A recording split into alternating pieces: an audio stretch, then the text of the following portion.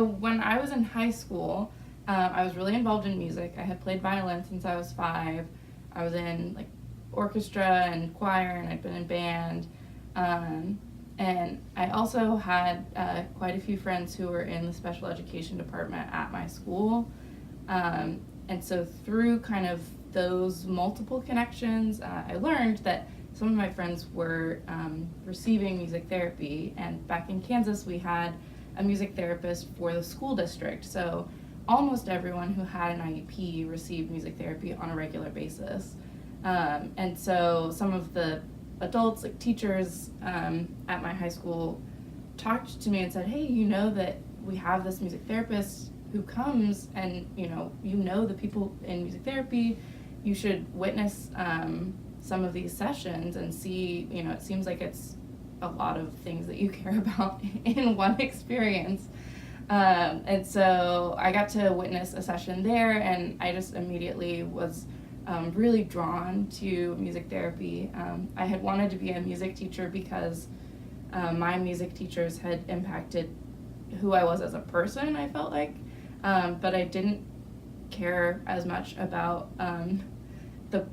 the actual performances or the musical product, and I didn't want to be having to emphasize musical techniques over the social experience that you get to have in a musical ensemble. And so music therapy has been just a really great fit for me as a person, I guess, because in music therapy we get to really emphasize those relationships that are sometimes thought of as like a peripheral benefit of musicking. We get to make them sort of the central focus of our time together. I got into music therapy.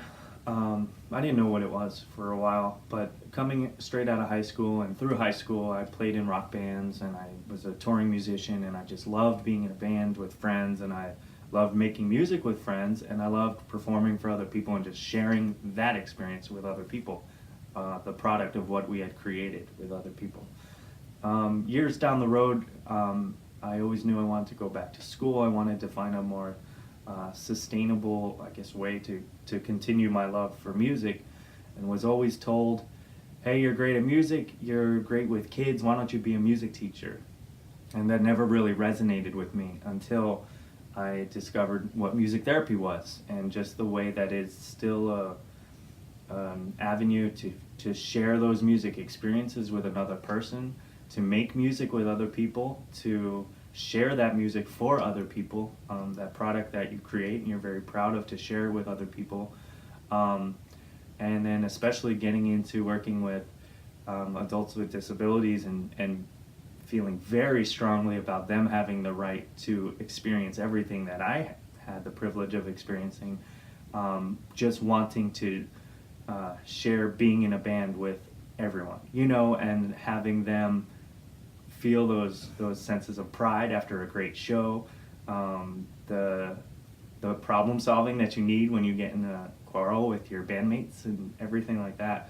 But I think I got into music therapy, just that rock star dream of mine is now manifested in smaller, intimate settings where I can make much more personal connections with people and just see the beauty of music at work. And I couldn't think of a better way to do that than music therapy. I saw firsthand how music affected my grandmother's pain at the end of her life, and how music helped our family with closure and coping with her death at the end of her life.